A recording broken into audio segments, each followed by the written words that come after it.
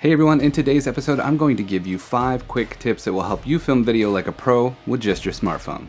Let's go.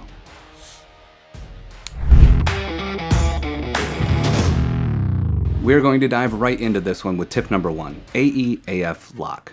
Okay Dan, what the heck does AEAF lock mean? Technically it means that you are locking the auto exposure and autofocus into place. Let's break that down really quick. Auto exposure is the camera automatically adjusting exposure, or how much light the camera allows to enter into the sensor based on the environment that you are in. Say you walk from indoors to outdoors in your shot. You're going to notice a big shift in exposure when you do this without having the auto exposure lock on. Autofocus is the camera continuously adjusting focus based on what subject matter is in the frame.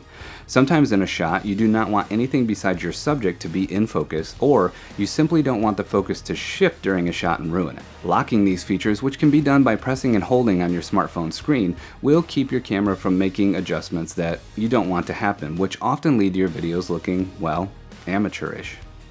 Bonus fact, once you lock in your AEAF, you can actually slide the exposure up and down with your finger until you get the look that you want. Tip number 2, use the rear-facing camera. One mistake that so many people make when trying to create great video with a smartphone is to use the forward-facing camera to film. And I get it, it's nice to be able to see yourself on the screen. Just keep in mind that on most smartphones, the rear-facing camera is twice as good as the forward-facing camera. In every smartphone I have ever used the camera on, the rear-facing camera is far superior. And we want our videos to look as good as possible, right?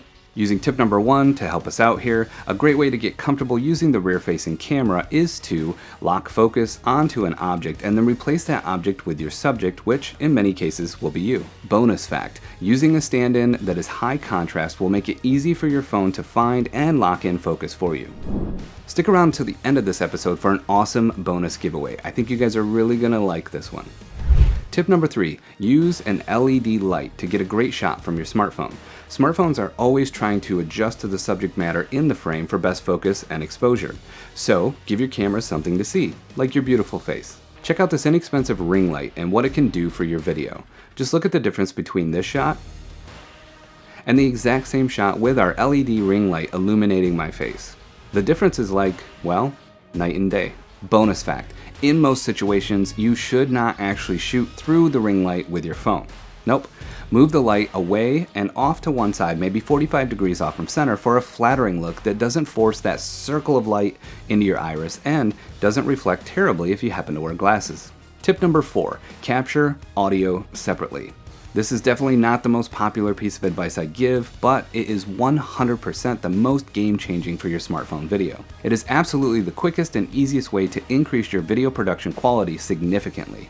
Capturing audio separately does add the element of video editing into the mix, but that should not keep you from doing it. There are a ton of different softwares available that make it easy to edit and sync up your audio and video clips. If you want to create great video content that is elevated above 97% of your competition, make sure to capture great audio separate from your phone.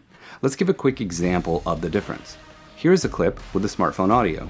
Alright, I just wanted to capture a short clip showing the difference between using the audio that comes directly off your smartphone or capturing your audio separately and replacing that smartphone audio later. Here's that same exact clip with the audio capture from my Zoom F1 audio recorder that was then synced up with the video afterwards. Alright, I just wanted to capture a short clip showing the difference between using the audio that comes directly off your smartphone or capturing your audio separately and replacing that smartphone audio later.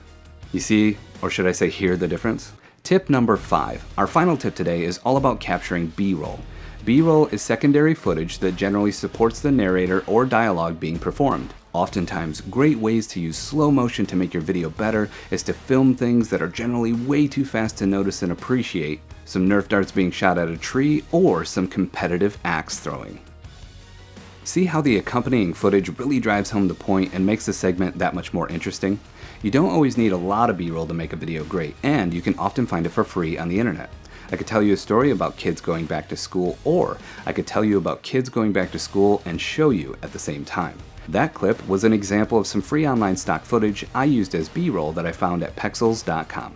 If you want to see another video on how to make better videos, man, that's so meta, click on this video and continue your journey. Alright, that's it. I'm out of here. Thank you so much for watching. I'm Dan Bennett, the Antipreneur, and I'll see you on the other side.